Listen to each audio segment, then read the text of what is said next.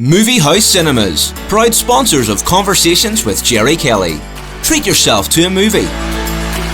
Relax in VIP recliner seating without the VIP price tag. At Cityside, Glengormley, Mackara and Coleraine. Enjoy the show.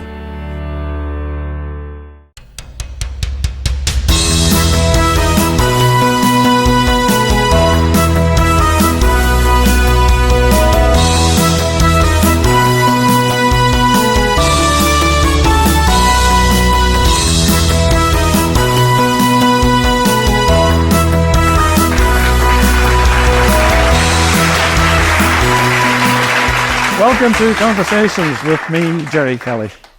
My guest tonight is, without doubt, the most successful television broadcaster ever to come out of Northern Ireland. From his early days in UTV, he has carved a unique position in broadcasting. Throughout his 40-odd year career, he has hosted shows across news, current affairs, comedy, entertainment and sport for every major broadcaster. He is one of the most respected presenters and interviewers in the business today. There's no doubt who I'm talking about. Would you please give a big welcome home, Eamonn Holmes. Thank you. Hiya. You've never really needed an excuse to come home, have you? Do you still regard Belfast as home? Oh God, yeah. I mean, after all these years. Yeah, it was.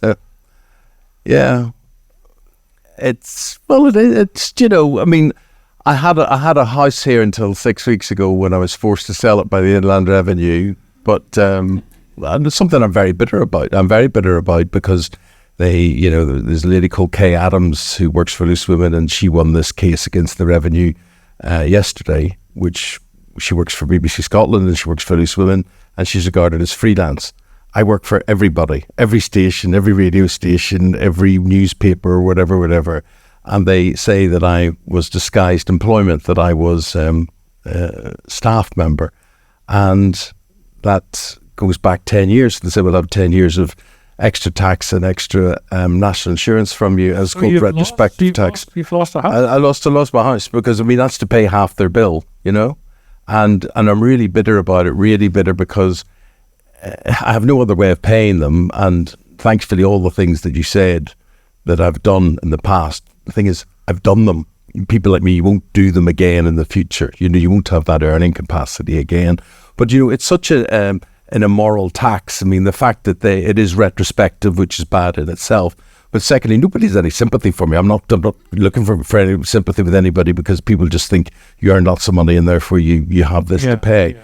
But basically they say, you say you were freelance, but you're not, you were staff. But I never got a day's sick leave. I never got holiday pay, shares in companies, anything like this.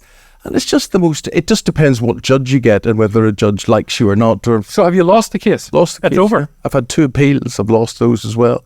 You pay hundreds of thousands of pounds in defending yourself. And then if you, for the life of me, tell me why I have lost a case and Lorraine Kelly has won a case and Kay Adams has won a case, why on earth have I lost mine? And it's just like they've wiped out anything that I've ever worked for, anything, you know. You're obviously very bitter about it. I'm very bitter, but it's an immoral tax. And they get away with it because they hit people like me, and then they don't think it's going to come to you if you are a freelance nurse or a freelance teacher or a freelance chemist or whatever it happens to be. But it'll come if you're a gardener, a window cleaner, whatever, if you're in a limited company. And so people think, oh, it'll only be the Eamonn Holmes' this world they're after. It's not.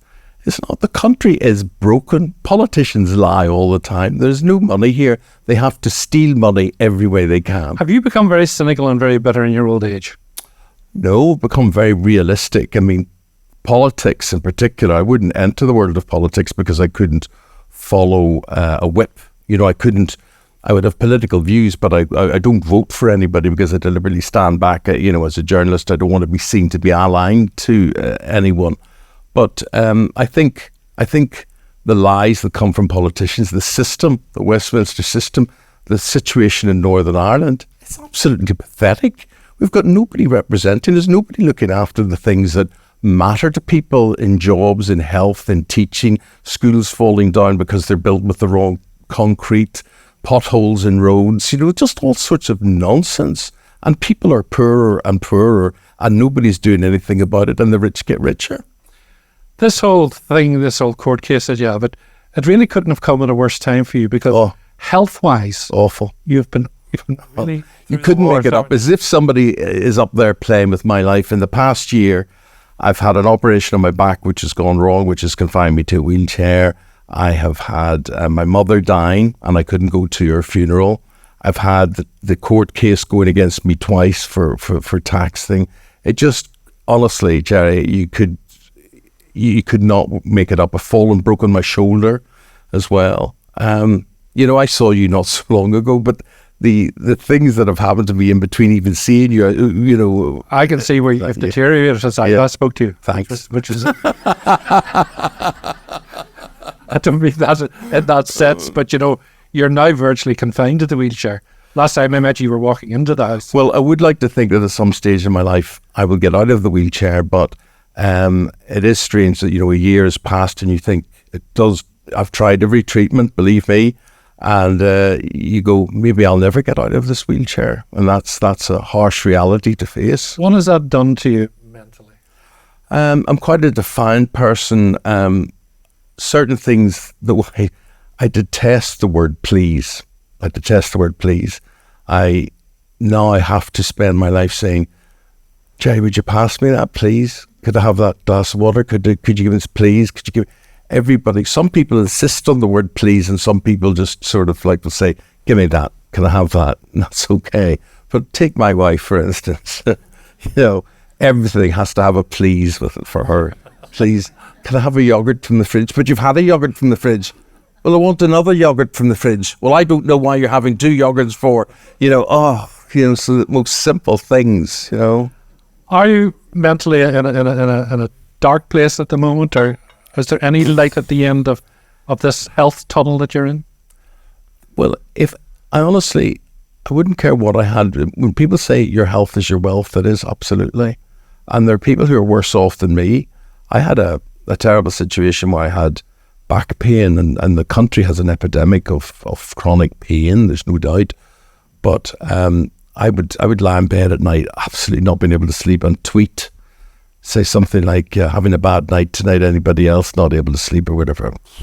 Thousands of people, I'm not talking hundreds of people, I'm talking thousands of people in terrible pain, and people who are on painkillers and trying to change their life. And then I had this operation, and I was warned it could go wrong. And so it was, the good news is the pain is gone. The bad news is you can't walk. So that was the awful thing. But honestly, to get a night's sleep is amazing, and to be able to do the job I do on GB News, is incredible, because I sit behind a desk. Yeah, but you're up at 3 o'clock in the morning, Eamonn. I am, which can't be doing me any good. Can you dress yourself? Can you get your... No. You can't even dress yourself? No, I can't dress myself. No, either if I come here, say in Belfast, I get a carer who comes and does that for me, which is fine, which is good. And otherwise, I have to wake Ruth in the morning, which is not an advisable thing to do. So that often ends. Everything's an issue. Could you put my sock on? Right. Why are you putting it on that foot? Well, you put it on that foot yesterday. Well, it doesn't really matter. I'm putting it on this foot. And 3 o'clock in the morning, that'll start a row. That's not... Are you accepting this, or are you railing against it? Oh, what could you do, Gerry? I just do what I can do. I think there's things like, when you get a carer in tow, for instance, you can go to certain places, and I was in Manchester last week, and I can hire a carer that comes and dresses you and whatever. And then I've come to Belfast this week, and I could do that. So and I find that is a massive effort. But it's my birthday this weekend. I want to be here with my brothers and things for my birthday. And your choice is you either do it and you push yourself through the pain barrier, and people at Heathrow and Belfast City Airport are very, very good putting you in chairs, and it's very humiliating and humbling, but you do it and you go through it, or the choice is you don't do it and you sit in a reclining chair and you watch Netflix and you eat crisps all day, and that's what you do. How is it affecting your career? Well, there's many things that affect your career at this stage, and you're at ageism being the worst thing. I think that you're what, 63? 64 next 64. week. But it's been described as male, pale, and stale. Yeah, yeah. Is that how you feel? So I've never been sharper, never been better. I can, it makes you look, you see, the whole thing about this industry is that it's, when I was young, I used to think you had to be good, you had to be the best, you had to do everything right, no mistakes. That's not true. You just have to have somebody in authority that likes you. That's the secret. You can be absolute rubbish and on the TV every night. People must look at people and say, how does he or she get a job on TV? Look at the state of them. But they have somebody that likes them, and that's the way it works. Yeah. Are you in some ways, and have you been in some ways, your own worst enemy? What's my worst enemy? Have you been your own worst enemy? Because the whole Philip Schofield thing. What would you think I shouldn't speak out against? Once and then shut up. But I did speak out once, then shut up. But it seemed to go on. No, but what's going to go on is you're going to ask me a question about it, and then it'll be picked up as clickbait now. You see, that's the way. That's why it goes on. It doesn't go on because I sit and talk about it. It goes on because people ask me about it. It's a different thing. If you're asking me, was I right to speak out about Philip Schofield? Yes, I was. Absolutely right. And people who will say, oh, you're terrible and you bullied him, whatever. And I would say, well, you would like that practice to perpetuate. You would like that to go on. You have nothing against that. If that was your youngster, you would be happy that a 63-year-old man would be having that relationship with him. Well, that's up to you, but I don't think it's right. You know, and I know, and we've had this shared life through our whole business of everybody that watches TV think, Gerry Kelly's lovely, Eamonn Holmes is lovely, or they hate you, can't stand that Gerry Kelly, can't stand that Eamonn Holmes, whatever. But we know how many weirdos are actually employed in the whole business, And you think if people only knew the truth, how many people would you sit and say, if people only knew the real story? Yeah, but you can't really tell the real story because people don't want the truth. There's that line in A Few Good Men. I can't remember if it's Tom Cruise that says it or Jack Nicholson, but the truth, you can't handle the truth. Yeah, and people can't handle the truth. If you were starting out again, would television be the medium that you would choose to go into? Or journalism? Well, if you're an actor or if you are a presenter the way we are, you've chosen a really tough life, tough existence, where we're judged that these folk either like you or they don't like you. They like the tie you're wearing, they like your haircut, they like the way you speak, they like your personality, or they don't. So you're judged all the time. You're judged by executives, you're judged by the members of the public, you're judged by the press. So you have to be ready for that judgment. That's tough. That is tough. If you're an actor, exactly the same. 1 minute you're cock of the walk, everything's brilliant. The next minute you can't be arrested. But you've had that career where everybody's loved you all your life. No, I used to think everybody loved me did, though. until social media came along. I used to sit and think, everybody thinks I'm great. And then this social media came along and you realise, no, they all hate me. Everybody hates you. But then you realise you don't really care because you're doing what they want to do, really, most of the time. I just do. Gerry, I love the job I do. I love the mission to explain. I love the idea of holding people to account. I'm quite nosy. This is a brilliant title for your show, Conversations with Gerry Kelly, because it's like a lot of what you're doing here is like Gerry and friends. Yeah. It's like you have a different in to me. If you weren't you, I wouldn't be talking to you the same way as I am talking to you. But because you're my friend, I can talk to you, which is a bit stupid because it'll still be reported and put on clickbait in a different sensationalist way. But conversation is a lovely thing that the Irish have. The Irish, north and south of the border, we are very good at talking and explaining and telling, and it's a beautiful thing. In England, they don't like conversation. They just want things quick and they want gimmicks. So if you and I were doing the same show in England, you would have this chair on some sort of spring that I'd be throwing backwards, or something would fall on my head, or you wouldn't be sitting talking about. It never ceases to amaze me with someone like Tom Cruise. And I don't know if you like Tom Cruise as an actor or not, but I look and I think he is on top of that building in Dubai. He is sitting, that's not a stuntman, that is him. He's holding on to the wing of that airplane, that is him. He's on top of that train, he's doing that. Does anybody ever ask him about that in an interview? Never. right? They sit and they talk nonsense, and he dances on the chair and whatever, and it's all about getting publicity for something. But the art of conversation, I often sit and watch programs on BBC Two on a Saturday afternoon, and it'll be old interview shows, and you'll have Richard Burton, and he'll have a glass of whiskey and a fag, and he'll be sitting smoking in the same scenario, you and me. And it's a beautiful, relaxed. But that's all old school, Eamonn.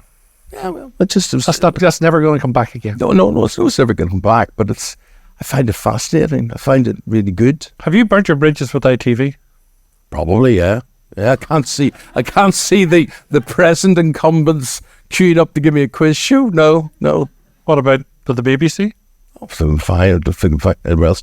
I think you're right. I think there's something about that. If you're compliant, you're more likely to be employable. You know, if you're boring. I mean, my God. I mean, the shows that you get now. Here's Gerry. Lovely to see you, Gerry. Gerry's great. Isn't Gerry great, everybody? Tell me, Gerry. Oh, Gerry. Let's hear for Gerry. Yeah. And, it's all about that. And it's everybody's happy. I'm of a school of thought where, I mean, to me, the doyens of presenting, they're like Desmond Lynams. Hello. And there was a sarcasm to everything that he would do. And it wasn't naive, and we're growing up to have our own thoughts and our opinions, but not anymore on certain shows that we just have to be, everybody's lovely and everybody's nice. Well, the truth is, they all can't stand each other. Yeah. And that's the thing that makes me laugh about it. What really laugh? Oh, they're all lovely and he loves her. I mean, Philip and Holly were supposed to love each other. Oh, well, so what were they doing for all those years they were together, those 15 years or so? Eamonn and Ruth are supposed to love each other. Well, at least we fight openly. That's... so we have nothing really to hide about that, and you either like that and people can stand that. I mean, I would stand in, I mean, obviously I am the overweight person compared to Ruth, but she would stand to say, this morning, today, and at 12:10, we'll show you how to lose 10 pounds in time for Christmas. And they'll come back to me and I'll say, you should watch that. That's a good one for you, whatever. And she'll kick me, or she will literally kick me, or she will, say, wait till I get you home or whatever, right? And it's obviously a joke, because I'm the one with the weight problem, she's not, right? And then you'll get all these idiots that phone in and, did he just fat shame his wife on national television? Did he just say that? Did he actually say that? And you get this whole generation of 20-year-olds that can't have any sarcasm or irony or... Is that what our woke society is? You rail against this, don't you? You totally rail against it. Are you content with GB News? With GB News? Yeah. Oh, I do 3.5 hours every morning. But are you content with it? In my slot, yes, and what we do with Isabel. Are you content with that's where your career is now? Look, I'd love to be doing a Parkinson's show on a Saturday night, but that ain't going to happen, is it? So what about the Late Late Show when Ford Keithley got it? Would it have interested you? Listen, I think Patrick Keithley is superb. I think he's absolutely brilliant. I was talking to him on the phone this week. I was giving him your regards, telling him how you judged him as well. But Gerry... Which was positive. Yeah, which is positive. Very, very positive. And the thing is, Gerry and I would say it straight about certain people. If Gerry didn't think he was any good, he would say to me, he was no good. Patrick's doing a really tremendous job there. I'm very proud of him, very proud of what he's doing. Tough gig, that, Gerry, as you know. You and me, Gerry and I went when we were teenagers.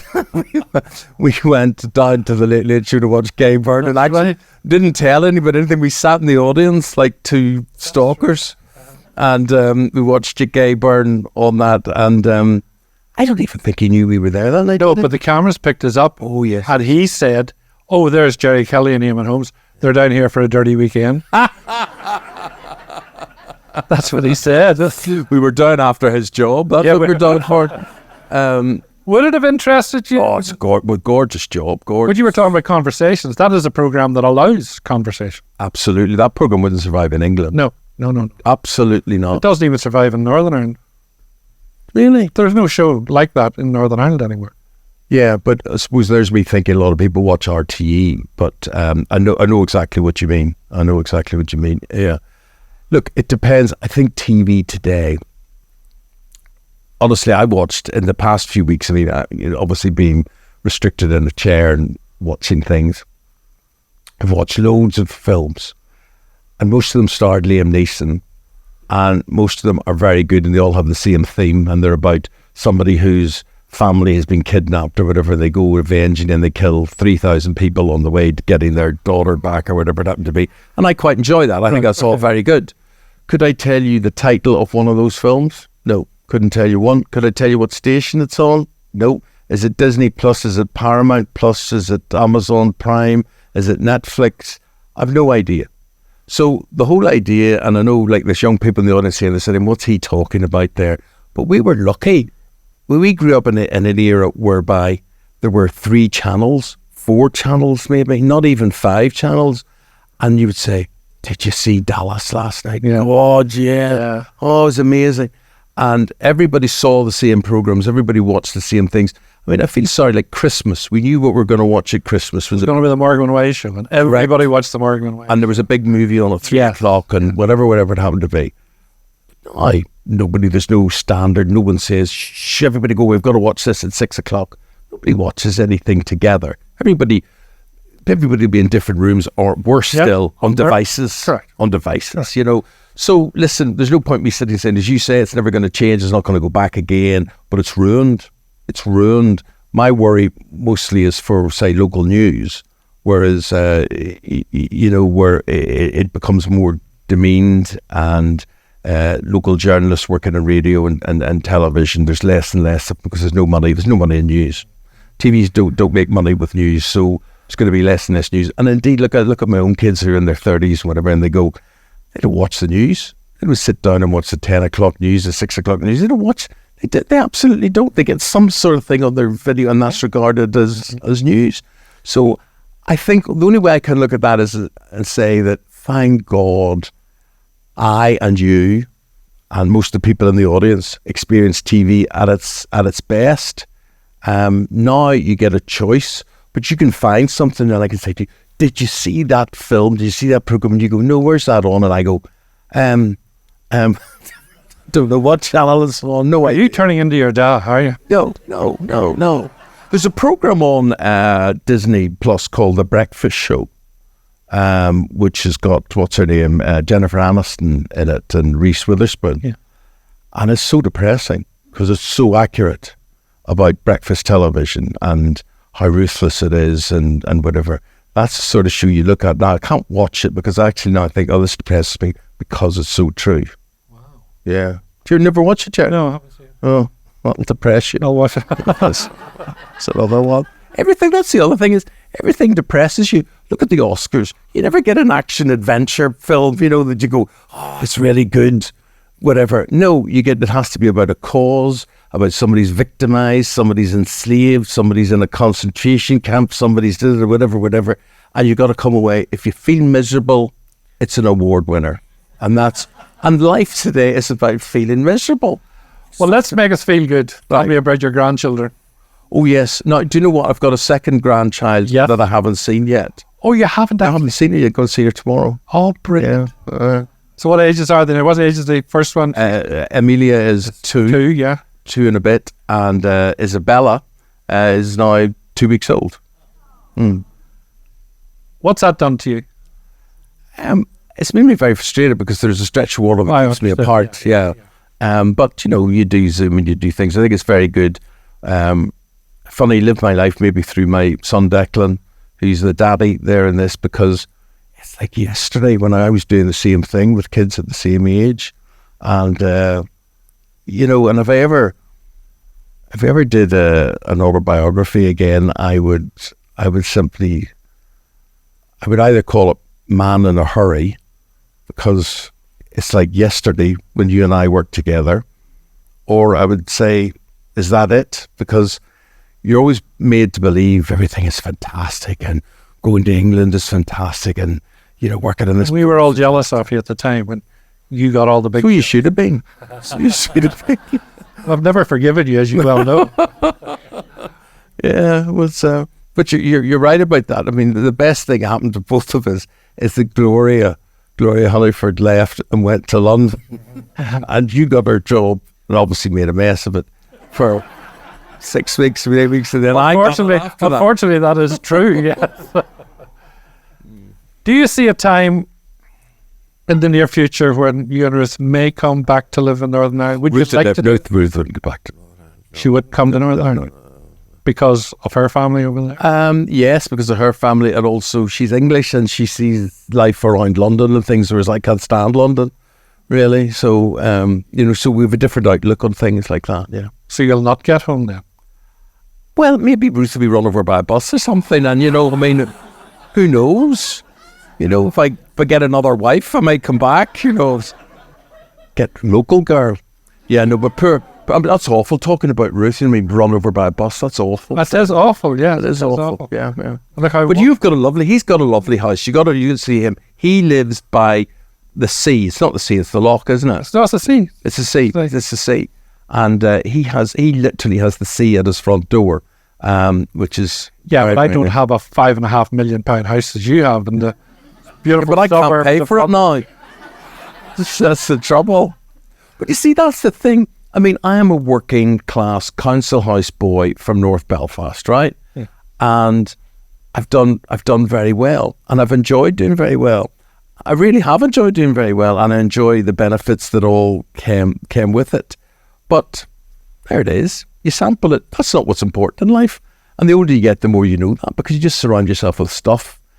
And the real thing is people, and the real thing is health, and the real thing is friends. And I've been very good at always keeping in touch with people, and I've never seen myself as separate or different or wanting to have a life in London that wouldn't include Belfast, So Belfast is far more important to me than anywhere else. I mean, there's things you know about yourself in life and things you don't know. But the things I definitely know is that I'm a Belfast man first and foremost, more than anything.